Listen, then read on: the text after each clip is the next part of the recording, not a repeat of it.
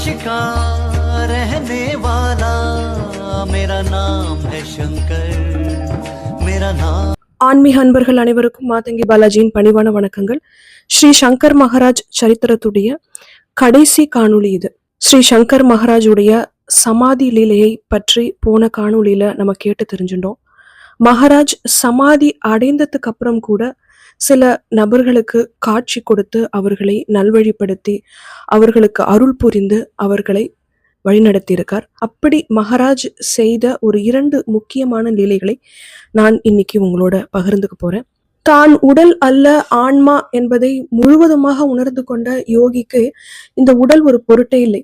புலன்கள் மூலமாக உண்டாகும் பசி, தூக்கம், ஆசை, வெறுப்பு போன்ற எந்த விஷயங்கள் மேலேயும் அவர்களுக்கு ஒரு பெரிய நாட்டம் இருக்கிறதே இல்லை. தான் என்ன உடை அணிந்துட்டு இருக்கோம், தான் எந்த இடத்துல இருக்கோம், தான் எங்க படுத்து தூங்குறோம் அப்படிங்கிற விஷயம்லாம் கூட அவர்களுக்கு பொருட்டாகவே இருக்காது.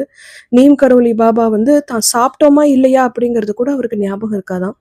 திருப்பி திருப்பி அவருக்கு சாப்பாடு கொடுக்க கொடுக்க அவர் சாப்பிட்டுட்டே இருப்பாராம். அந்த அளவுக்கு அவர்களுக்கு உடல் மீதான ஒரு பற்று சுத்தமாக இல்லாமல் போய்விடும். அப்படிங்கிறதுனால அவர்கள் இந்த உடலை விட்டு சென்று ஆன்மாவாக ஆகி இந்த பிரபஞ்சத்தோடு கலந்த அப்புறம் கூட அவர்கள் அதே பரபிரம்ம நிலையில தான் இருப்பார்கள். அப்படிங்கிறதுனால யோகிகளுக்கு உடல் ஒரு பொருட்டே அல்ல. உடலோடு இருப்பதற்கும் உடல் இல்லாமல் இருப்பதற்கும் இன்னொரு பெரிய வித்தியாசம் இல்லை.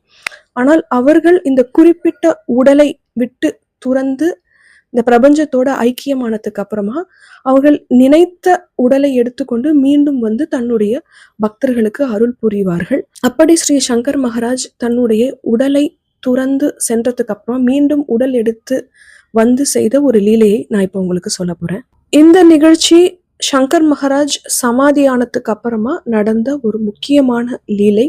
அவர் உடல் எடுத்து அனுகிரகம் செய்த ஒரு லீலை. ரிட்டையர்டான ஒரு மனிதரும் அவருடைய மனைவியும் அகோலா அப்படிங்கிற ஒரு ஊருக்கு வெளியில ஒரு சின்ன நகரத்துல வாழ்ந்துன்னு வந்தாங்க. அவருடைய வீட்டுக்கு ஒரு நாள் ஒரு 50 வயது மதிக்கத்தக்க ஒரு மனிதர் உடல் ஊனமுற்றவர் வரார். அவர் வீட்டு கதவை தட்டுறார். இந்த வீட்டில் இருந்தவர் கதவை திறந்தார். வெளியில இந்த ஊனமுற்றவர் நின்று இருந்தார். இவரை பார்த்ததும் யார் நீங்க அப்படின்னு கேட்கிறார். உடனே அந்த ஊனமுற்றவர் அதாவது சங்கர் மகாராஜ் அவர்கிட்ட சொல்றார், உனக்கு கோர்ட்ல ஏதோ ஒரு கேஸ் நடந்துட்டு இருக்கு. அந்த கேஸ் உடைய ஹியரிங் அடுத்த மாசம் வரப்போகுது. அதோடைய தீர்ப்பு உனக்கு சாதகமாக அமைய போகிறது. அந்த தீர்ப்பு உனக்கு சாதகமாக அமைஞ்சதுக்கு அப்புறமா பூனேல இருக்கிற என்னுடைய பங்களாக்கு என்னை சந்திக்கணும் அப்படின்னு சொல்றார். இதெல்லாம் கேட்டுட்டு இருந்த அந்த மனிதருக்கு ரொம்ப ஆச்சரியம் ஆயிடுறது. அதிர்ச்சியிலிருந்து வெளியில சங்கர் மகாராஜ தன்னுடைய வீட்டுக்குள்ள வாங்க அப்படின்னு கூப்பிடுறார். மகாராஜ் அவர் வீட்டுக்குள்ள போய் உட்கார்றார். நான் உங்களுக்கு டீ போட்டு தரட்டுமா அப்படின்னு கேட்கிறார். கொடுங்க அப்படிங்கிறார். டீயோடைய சுவை சுமாராக இருந்தா கொஞ்சம் என்னை மன்னிச்சிடுங்க, என்னுடைய மனைவி வெளியில போயிருக்காங்க அப்படின்னு சொன்னார். பரவாயில்ல, டீ எப்படி இருந்தாலும் நான் சாப்பிட்றேன் அப்படின்னு சொன்னார் மகாராஜ். அந்த மனிதர் அவருக்கு டீ தயார் பண்ணி கொடுக்கிறார்.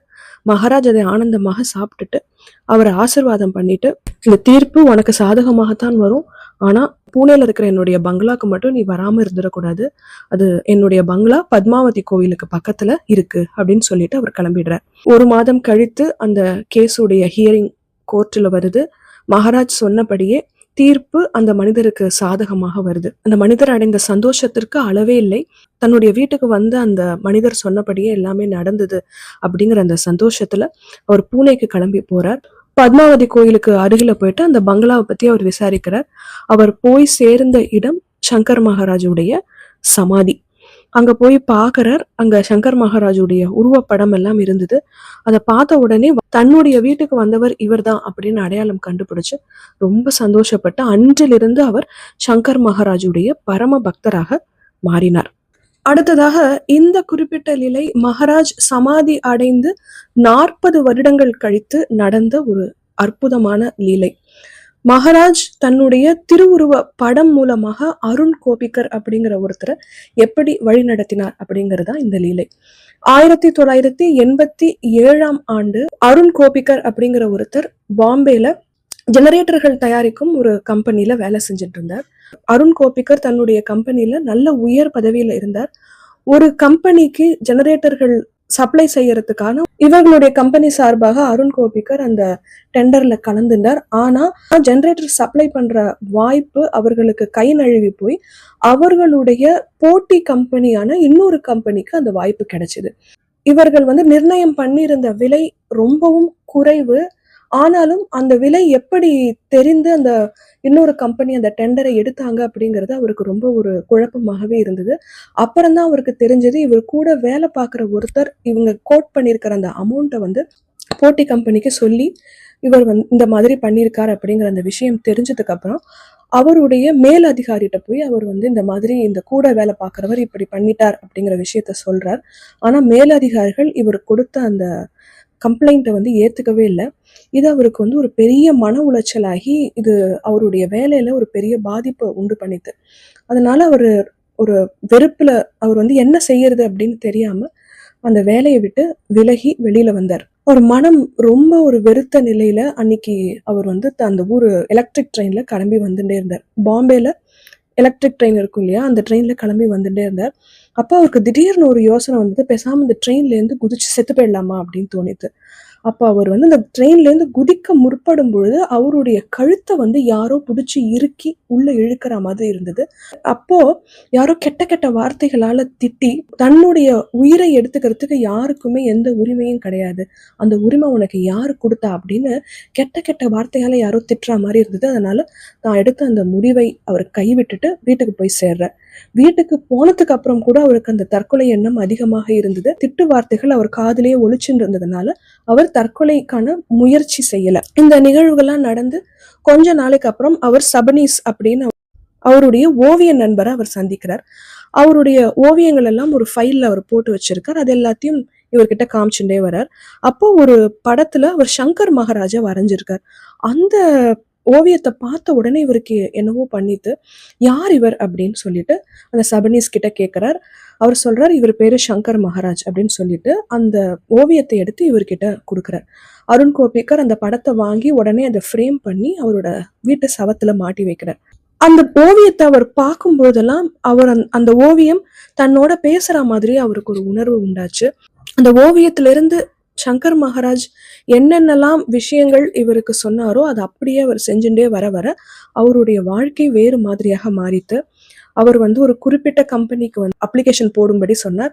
அந்த கம்பெனியில உனக்கு வேலை கிடைக்கும் அப்படின்னு சொன்னார். மகாராஜ் சொன்னபடியே அதே மாதிரி அவருக்கு வேலை கிடைச்சது. திருமணம் ஆச்சு, குழந்தைகள் பிறந்தாங்க. இப்படி அவருடைய வாழ்க்கை மிகுந்த வசந்தமாக மாறியது அப்படிங்கறதுதான் இந்த அற்புதமான லீலை.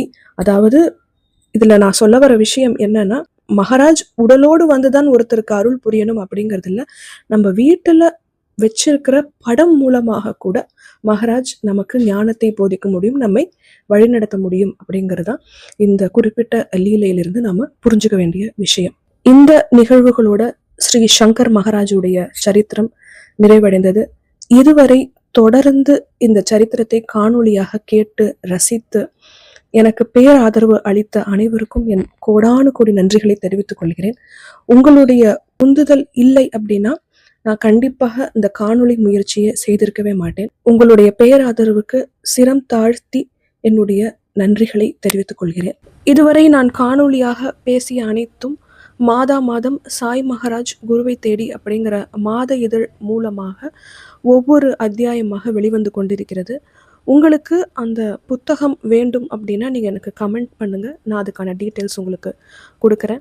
விரைவில் நான் பேசிய அனைத்து காணொளிகளும் சேர்த்து ஒரு புத்தகமாக மகாராஜுடைய அனுகிரகத்தினால் வெளிவந்து தமிழ் மக்கள் அனைவரும் ஸ்ரீ சங்கர் மகாராஜை அறிந்து கொள்வதற்கு ஏதுவாக ஸ்ரீ சங்கர் மகாராஜ் அந்த அனுகிரகத்தை புரிவார் அப்படிங்கிற ஒரு அதீத நம்பிக்கையுடன் அக்கல்கோட் ஸ்ரீ சுவாமி சமர்த்தருக்கும் என்னுடைய தீக்ஷா குருவான யோகி ஸ்ரீராம் பாபாவுக்கும் என் நன்றிகளையும் நமஸ்காரங்களையும் தெரிவித்து ஸ்ரீ சங்கர் மகாராஜுக்கு ஜெயம் உண்டாகட்டும் என்று கூறி இந்த காணொளி தொகுப்பினை இந்த காணொளியோடு முடிக்கிறேன்.